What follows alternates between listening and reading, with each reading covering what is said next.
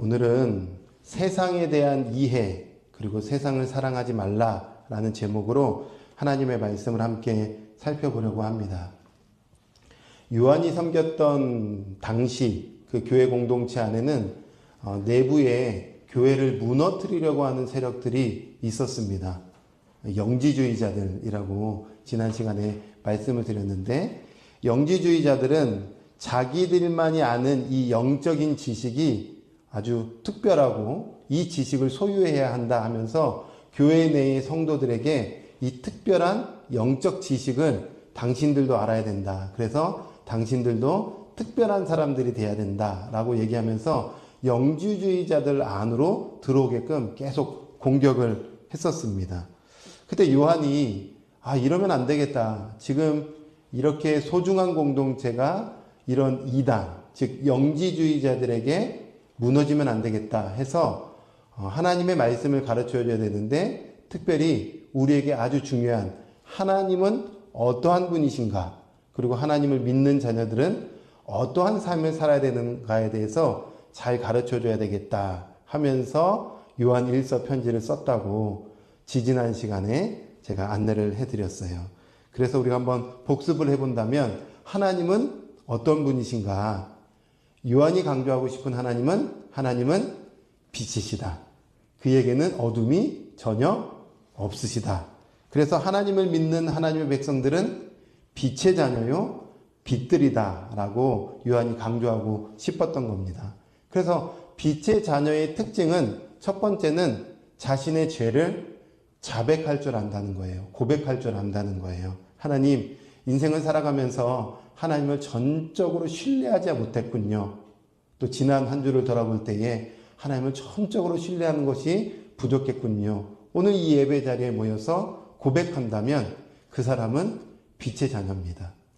또 하나의 특징은 뭐냐면 그의 계명을 지키는 자입니다. 그의 계명은 이미 예수님께서 완성하신 십자가 사랑입니다. 그래서 사랑하는 것, 이것이 그의 계명을 지키는 거예요. 그래서 사랑하며 살아간다면 그 사람은 빛의 자녀죠. 그 흐름 속에서 우리가 지지난 시간에 요한 1서 2장 1절에서 6절까지 말씀을 살펴봤는데, 오늘 갑자기 7절에서 14절을 다루지 않고 15절로 뚝 넘어간 거예요. 그럼 이제 궁금하죠. 아니, 왜 7절에서 14절은 다루지 않습니까?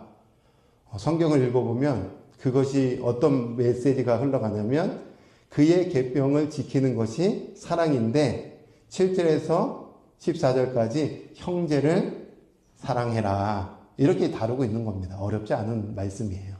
그래서 형제 사랑, 즉 공동체 안에 서로를 사랑으로 돌봐줘라, 이 말씀을 하기 때문에 굳이 제가 다루지 않고 넘어가서 오늘은 15절에서 17절까지 빛의 자녀가 하지 말아야 될 것에 대해서 요한이 가르쳐주고 있는데, 그것이 무엇인가에 대해서 함께 살펴보려고 합니다. 여러분, 15절의 말씀에 보면 이렇게 말씀하고 있어요. 이 세상이나 세상의 것들을 사랑하지 말라. 뭐 하지 말라고요? 사랑하지 말라고요. 사랑하지 말라는 말은 사모하지 말라는 겁니다. 마음에 품지 말라는 겁니다. 그래서 요한이 지금 우리 그리스도인들이 마음에 품지 말아야 할 것, 사모해야 되지 말아야 될 것이 무엇이냐면 이 세상이나 세상에 있는 것들이에요. 자, 그러면 제가 오늘 말씀에 우리 성도님과 나누고 싶은 게 뭐냐면 세상입니다. 세상에 대해서 이해하셔야 돼요. 세상. 우리가 이제 성경을 보면 한글로 번역된 성경은 세상 이렇게 번역돼 놨지만 신약 성경에 세상이라는 단어가 무려 4가지 단어로 표현되어 있습니다. 그래서 여러분, 제가 나눠드린 주보 뒷면에 보면은 이런 단어에 세상이 번역되어 온 거구나. 4가지 단어예요. 뭐냐면 개라는 단어가 있고, 코스모스라는 단어가 있고, 아이온이라는 단어가 있고, 아이쿠메네라는 단어가 있는데, 이것이 성경에서는 다 뭐로 번역됐을까요? 예, 세상으로 번역됐어요. 세상. 그러니까 우리 성도님들이 이 단어에 대해서 의미를 알지 못하면 그냥 세상으로 그냥 휙 하고 넘어간다는 겁니다. 그 중에 우리가 특별히 눈여겨봐야 될 두 단어가 있는데 바로 개라는 단어와 코스모스라는 단어는 신약 성경에서 굉장히 많이 쓰여 있기 때문에 의미를 좀 반드시 이해하고 넘어가야 오늘 15절의 말씀을 우리가 잘 이해할 수 있기 때문에 그래요. 그래서 이 개라는 단어와 코스모스라는 단어가 마태복음 5장 13절 14절에 쓰여 있습니다. 어떻게 쓰여 있냐? 13절 14절의 말씀에 보면 너희는 세상의 소금이다 이렇게 표현되어 있어요. 그리고 14절에는 너희는 세상의 빛이다 이렇게 쓰여 있어요. 성경에서는 다 동일하게 세상 이렇게 표현되어 있습니다. 그런데 헬라어 원문에는 이 단어가 달라요. 어떻게 쓰였냐면 첫 번째 세상의 소금이니 라고 할 때 이 세상은 개라는 단어가 있어요. 개. 헬라어로 개. 그 다음에 세상의 빛이니 할 때 이 세상은 코스모스라는 단어가 쓰였어요. 아니, 잠깐 저를 보시면 지금 이 기록자가 개라고 쓴 세상과 코스모스라는 세상이 단어가 다르니까 의미가 같을까요? 다를까요? 달라야 되는 거예요. 그래서 우리가 이거를 모르고 퉁쳐서 세상의 빛과 소금으로 살아야 됩니다. 달라요. 세상의 소금의 이 소금과 세상의 빛의 빛이 달라요. 단어가 다른데 같은 세상의 빛과 소금으로 풀이하면 안 되는 거죠. 이해가 되시죠? 자, 그러면 개라는 이 쓰인 세상은 어떤 세상인지를 우리가 한번 이해하고 넘어가야 되는데 이 개라는 단어가 어떤 의미냐? 흙, 땅이라는 뜻을 가지고 있어요. 그냥 우리가 밟고 있는 흙, 밟고 있는 땅. 그런데 우리 예수님은 이 세상을 영적으로 좀 풀어주기를 원하셨는데 영적으로 풀이하면은 결론부터 말하면 이거예요. 말씀을 받는 마음. 한 번 더요. 이 개라고 쓰인 세상은 말씀을 받는 마음이에요. 여러분이 오늘 말씀을 받고 있으세요? 그럼 여러분은 개예요. 헬라어로 개. 그 세상이에요. 자, 이것을 잘 풀이해주고 있는 게 마태복음 13장 4가지 땅에 떨어진 씨 이야기입니다. 4가지 땅에 떨어진 씨예요. 거기 보면 이 농부가 씨를 뿌립니다. 그런데 이 씨가 어디에 떨어지냐? 첫 번째는 길가에도 떨어지고 또 그 다음은요? 돌밭에. 거기에 이제 정확하게는 얕은 흙 위에 돌밭이에요. 그러니까 거기에 떨어지고 또요. 가시떨기 위에 또 좋은 땅. 그러니까 일단은 다 이 씨가 땅들에 떨어진 거예요. 땅들. 그런데 길가라는 땅, 그 다음에 돌밭이라는 땅, 그 다음에 가시떨기가 있는 땅, 그 다음에 좋은 땅. 여기서 땅이 개입니다. 개. 세상이라는 단어예요. 여기까지도 잘 이해가 안 가는 것 같아요. 근데 이거 여러분 이해하셔야 됩니다. 왜냐하면 우리가 성경을 읽을 때 세상을 이해해야 되니까. 예수님은 아주 친절하게도 이 땅에 떨어진 씨를 뭐라고 표현했냐면 내가 말씀을 뿌렸는데 이 말씀을 들은 자들, 특별히 길가에 뿌려진 땅인데 거기서 딱 들었는데 새가 와가지고 원수가 와가지고 쪼아가지고 그 씨가 뿌리 내리지 못한 거예요. 말씀을 듣긴 들었는데 말씀을 받긴 받았는데 원수가 와가지고 자라지 못하게 한 거예요. 또 돌밭에 씨가 뿌려졌는데 즉 말씀을 듣기는 들었는데 뿌리를 내리지 못하여서 자라지 못한 거예요. 가시떨기에 떨어졌는데, 즉 말씀을 듣기는 들었는데 세상의 염려와 재물에 대한 유혹으로 결국에는 말씀이 자라지 못한 거예요. 좋은 땅에도 씨가 뿌려졌어요. 즉 말씀을 받기는 받았는데 이게 말씀이 일치가 되어버리니, 즉 깨달아지니 열매가 100배, 60배, 30배로 맺혀졌더라. 즉 말씀이라는 씨가 어디에 뿌려진 거예요? 마음. 사람의 마음. 즉 여기에서 말하고 싶은 개라는 세상은 말씀을 받는 우리의 마음을 이야기하고 싶은 거죠. 이 개입니다. 자, 그러면 여러분이 이제 한번 풀이해 보세요. 너희는 세상의 소금이니, 너희는 개의 소금이니. 이게 무슨 의미일까요? 땅의 소금이에요. 그럼 이제 풀이해 봐야 돼요. 그냥 그냥 저기 우리 곁에 보이는 세상에, 저 더러운 세상에 우리가 소금 돼야 되는구나. 이 뜻일까? 아니면은 조금 더 다른 의미가 있을까?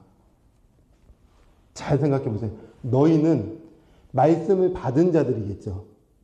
그죠? 너희는 말씀을 받아야 하는 자들의 소금이어야 된다는 거예요. 여러분 말씀을 받으셨어요? 하나님의 말씀과 일치되셨습니까? 그럼 여러분 좋은 땅들이잖아요. 이게 너희예요. 그런데 여러분 주변에 말씀을 받아야 될 분들이 있어요. 교회 공동체 안에도 말씀을 받아야 될 사람들이 있습니다. 말씀과 일치되지 않고 가시떨기 밭에 뿌려진 그 씨와 같이 말씀 받았는데 막 염려 가운데 있는 사람들도 있을 수 있어요. 그 사람들에게 좋은 땅들인 여러분이 소금 역할을 해줘야 된다는 거예요. 이건 세상을 말하는 게 아니라 교회 공동체를 말하고 있는 거겠죠. 그렇죠. 여러분이 좋은 땅이라면 앞으로 말씀을 받는 분들이 올 거거든요. 그들에게 좋은 땅으로서, 좋은 열매로서 영향력을 그들에게 줘야 되는 거예요. 교회 왔는데도 맨날 세상 얘기해. 여기 이제 가돈 초신자가 있는데 맨날 세상에 돈 얘기하고 부동산 얘기하고, 그러면은 그 사람이 말씀 받아야 될 그 영혼이 말씀 받는데 저분 보니까 그리스도와 일치가 되지 않았네. 그러면 그 사람은 소금 역할을 못한 겁니다. 그러니까 13절을 가만히 묵상해 보면 교회를 향한 말씀을 주고 있고 우리가 그 교회 안에서 신자, 말씀을 받은 소금 역할을 잘 해야 되는 것이구나 라고 이해할 수 있어요. 여기까지 좀 이해가 되세요? 그런데 14절에서는 너희는 세상의 빛이다. 여기에서 세상은 코스모스입니다. 코스모스가 뭘까요? 우주, 맞아요. 우주를 말하기도 해요. 세상을 말하기도 하죠. 그런데 우리 예수님이 뭐라고 얘기해 주셨냐면, 너무 잘 알고 있는 요한복음 3장 16절의 말씀에 보시면 이렇게 말씀하고 있어요. 3장 16절에 하나님이 세상을 이처럼 사랑하사 독생자를 주셨으니 이는 그를 믿는 자마다 멸망하지 않고 영생을 얻게 하려 하심이라. 여기서 세상은 뭐예요, 그러면? 이거 코스모스거든요. 세상을 사랑하셨대요. 코스모스를 사랑하셨대요. 인류. 즉 하나님을 떠나 살아가는 모든 죄인들을 사랑하사 그 죄인들에게 영생을 주시기 위해서 독생자 예수 그리스도를 보내주셨다는 거예요. 그러면 여기에서 세상은 그냥 눈에 보이는 세상을 말하는 게 아니라 사람, 즉 죄인들을 말하는 것이구나 라고 이해할 수 있는 거죠.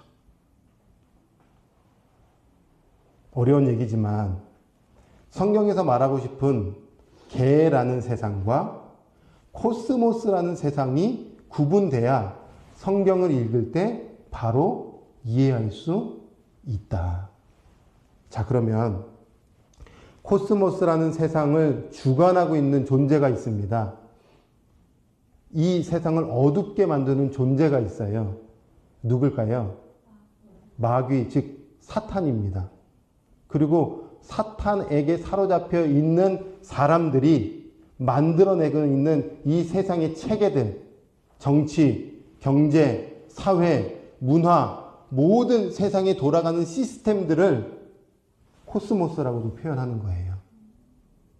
그래서 이 세상은 존재를 말하기 때문에 사탄을 말하는 거고, 사탄이 주관하고 있는 세상의 모든 것은 이 세상의 어둠의 시스템들을 말한다고 성경은 이야기하고 있는 거죠.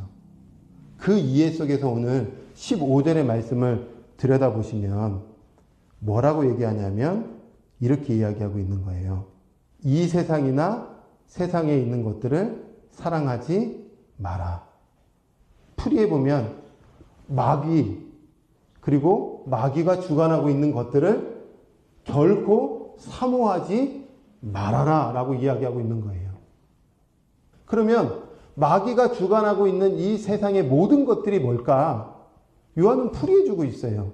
16절의 말씀에 뭐라고 풀이해 주냐면 16절 말씀은 우리 같이 한번 읽어볼까요? 이는 세상의 시작. 이는 세상에 있는 모든 것이 육신의 정욕과 안목의 정욕과 인생의 자랑이니 다 아버지께로부터 온 것이 아니요 세상으로부터 온 것이다. 네. 이 코스모스의 세상에 있는 것들이 뭐냐면 육신의 정욕, 안목의 정욕, 이생의 자랑이라는 거예요. 이게 똘똘 뭉쳐 있는 거예요. 세상의 시스템들은 다 이걸로 똘똘 뭉쳐 있는 거예요. 다 육신의 욕망에 따를 수 있도록 만들고, 안목의 정욕에 따라서 살아가도록 만들고, 이생에 끊임없이 헛된 것들을 자랑하게끔 하는 것이 세상 시스템들입니다. 우리 거기서 살아내잖아요. 우리 거기에 노출되어 있잖아요. 그러니까 얼마나 거기에 우리의 몸이 담겨져 있겠어요. 그러니까 예수 그리스도 복음 안에 산다고 하면서도 끊임없이 성공의 기준이 세상입니다. 다 세상의 것들을 가지고 비교하면서 나는 가졌네, 못 가졌네, 저 사람은 좋은 아파트에 사네, 나는 여기에 열악한 곳에 사네, 저 사람은 저렇게 높은 지위에 올랐네, 나는 지금 이 나이에 이것밖에 안 됐네. 계속 세상에 똘똘 뭉친 어둠의 시스템에 우리가 완전히 밀착되어서 거기에서 성공과 실패를 따지고 있다는 거예요. 우리 주님이 복음 하나면 다 아니냐? 생명 하나면 다 아니냐? 그리스도를 믿는 것이 진정한 성공이고 그리스도가 없는 것이 하나님 보시기에 실패인데 예수 그리스도를 믿으면 다 얻은 것 아니냐? 성공한 인생 아니냐? 행복한 인생 아니냐? 만족하는 인생 아니냐? 기쁨의 인생 아니냐? 라고 끊임없이 얘기해도요. 그건 그거고 이건 이건 거예요. 말씀 실컷 우리가 믿고 아멘 했는데 돌아서서 일상을 살아갈 때에 사람들과 교제할 때는 나 지금 나 이것밖에 없잖아. 나 저것밖에 없잖아. 나 여태까지 인생 살아오면서 1억도 못 모았잖아. 저 사람은 100억, 1000억 갖고 있는데 늘 재정에 비교하고 분석하고 판단하고 또 정말 인생의 성공이 뭐냐? 좋은 대학교 가야 성공하는 거 아니냐? 좋은 대기업에 들어가야 성공 아니냐? 나도 모르게 또 그 얘기를 하고 있는 거예요. 이 사람에게 복음 없으면 빨리 복음 줘야 되는데 말씀을 받아야 될 그 사람에게 좋은 땅인 생명의 땅인 내가 생명 주는 것이 가장 좋은 것이라는 것을 알면서도 주지 않는 것이라면 하나님 마음이 얼마나 아프실 거예요. 이런 거 사모하지 말라고 끊임없이 얘기하는 거예요. 사랑하지 마라. 눈에 담지 좀 마라. 여러분, 예수님이 이 땅 가운데 오셨어요. 그리고 이제 사생애가 끝나고 공생애가 딱 시작돼요. 앞차투리 공생애 때에 예수님이 처음으로 하신 건 세례를 받으셨어요. 세례를 받자마자 성령에 이끌려서 40일 금식이 끝나고 나서 마귀가 찾아옵니다. 그리고 마귀가 몇 가지 시험을 할까요? 3가지 시험을 해요. 첫 번째 시험 혹시 아세요? 돌이 떡이 되게 하라는 거예요. 배고프지? 지금 육신이 굶주리지? 지금 육신의 욕망을 좀 채워야 되겠지? 그래서 돌을 변화시켜서 떡이 되게 해라. 육신을 채우라는 거예요. 지금 육신의 갈증이 있고 육신이 허망하니 육신의 것을 채우라고 첫 번째 시험을 탁 줍니다. 그게 오늘 16절에 말하는 육신의 정욕입니다. 무엇을 먹을까? 무엇을 마실까? 무엇을 입을까? 다 세상의 육신의 것들에 욕망에 사로잡혀서 살라고 할 때에 예수님이 첫 번째 시험을 이긴 게 육신의 정욕을 승리하신 겁니다. 사람이 육신의 정욕으로만 살 것이 아니요 영원한 하나님의 말씀으로 사는 것이라고 가르쳐주고 있는 거예요. 여러분, 말씀이 답니까? 말씀으로 여러분의 영혼에 충만케 되고 있으십니까? 그런데 여전히 세상의 가치를 이야기하고 있다면 얼마나 안타까운 거예요. 두 번째, 이 마태복음과 누가복음 조금 달라요. 예수님의 시험의 순서가. 제가 누가복음의 순서에 따르면 두 번째 마귀의 시험이 있었어요. 그게 뭐냐면 예수님을 산 꼭대기에 데리고 와서 온 천하 만물을 보여줍니다. 거기 보여준다라고 특별히 얘기하고 있어요. 온 천하 만물을 딱 보여주면서 뭐라고 얘기하냐면 모든 권위와 모든 영광을 너에게 줄 거야. 나에게 엎드리기만 하면 이거 다 네 겁니다. 라고 두 번째 시험을 해요. 이게 뭐예요? 안목의 정욕이죠. 안목의 정욕이에요. 보이는 것, 보이는 것에 대한 영광, 보이는 것에 대한 힘, 보이는 것을 통해서 높아지고자 하는 마음, 보이는 것을 통해서 정말 인기 얻으려고 하는 그 모든 것들. 근데 예수님께서 그것도 격파하셨어요. 안목의 정욕? 아무것도 아니다. 그리고 또 세 번째 시험을 해요. 그게 뭘까요? 마귀가 이번에는 예루살렘 성전 꼭대기에 올라가서 뭐 하라고 할까요? 떨어지라고 하는 거예요. 뛰어내려라. 그러면 천사가 받쳐질 것이다. 그럼 주변에 성전에 모여있는 사람들이 그 광경을 보고 우와, 예수가 짱이네. 인기 얻으라는 거예요. 자랑하라는 거예요. 나만큼 능력 있는 사람은 어딨냐고 자랑질하라는 거예요. 네가 최고로 높아지라는 거예요. 이게 뭐예요? 이생의 자랑이죠. 예수님은 공생의 시작부터 이걸 다 승리하신 거예요. 그 승리자이신 예수님을 믿는다는 것은 제가 늘 매주 강조하잖아요. 포도나무 강론이 뭐예요? 붙어 있어라. 붙어 있는 것은 내 것이 네 것 된다는 거예요. 내 승리가 네 승리 된다는 거예요. 육신의 정욕 내가 승리했고, 안목의 정욕 내가 승리했고, 이생의 자랑 내가 승리했고, 이 승리가 그리스도와 연합된 우리 것이 되는 겁니다. 내 것이 되는 거예요. 아무리 육신의 정욕을 내가 이기고 싶고, 안목의 정욕을 내가 이기고 싶고, 이생의 자랑질 안 하고 싶고 하지만 또 세상에 노출되면 언제 어느 때 우리 교만이 올라옵니다. 그죠? 그래서 어느 순간인가 세상 얘기하잖아. 나 이 정도 수준이야. 나 이 정도로 높아졌어. 나 이 정도 권위가 있어. 내가 어떤 인생을 살아왔는데 하면서 또 내 안에 교만이 올라와 자랑하고 싶고 드러내고 싶고 욕망에 사로잡혀서 표현하고 싶을 그때에 우리 안에 복음의 씨가 그것을 걷어내게 해줄 거예요. 그거 네 거 아니야. 헛된 거 자랑하지 마. 오직 우리 안에 생명 되신 복음이 승리했고 복음과 연합되어 살아가면 하나님의 것이 우리 것이 되어서 하나님의 수준으로 내가 너를 만들어줄 거야 라고 가르쳐주고 있는 거예요. 이걸 들어야 되는 거고 이걸 마음에 새길 때에 17절의 말씀이 우리 것 됩니다. 17절의 말씀이 뭐라고 기록되어 있을까요? 17절도 한번 같이 한번 읽어볼까요? 17절입니다. 시작. 세상으로 모두 종욕도 지나가되 오직 하나님의 말씀을 행하는 자는 영원히 거하느니라. 아멘. 지나가죠. 반드시 끝납니다. 이 세상도 끝나고요. 세상의 정욕도 끝나고요. 다 지나갑니다. 사라집니다. 영원한 것이 아니라는 것입니다. 영원한 것은 하나님의 뜻을 행하는 자만 영원히 남습니다. 하나님의 뜻을 행하는 게 뭐예요? 이미 우리에게 주신 말씀과 연합되어 살아가는 사람이 하나님께서 보시기에 너는 영원한 자야. 영원한 생명이 있는 자야. 우리에게 말씀해 주시는 거예요. 기억하고 또 기억해야 될 것은 원수는 가면만 살짝 바꿔 써서 예수님을 시험했던 것처럼 우리에게 또 시험으로 다가오는 것이구나.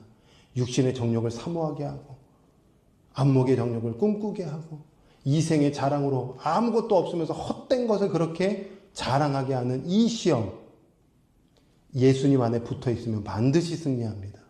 그리고 예수님의 수준으로 반드시 우리 주님이 우리를 높여 주십니다. 그래서 근심은 점점 사라지고 염려는 점점 떨어져 나가서 진짜 진리를 알지니 진리가 너희를 그 자유를 온전히 누리게 되는 거예요. 이번 주에 어떤 분이 전화가 왔어요.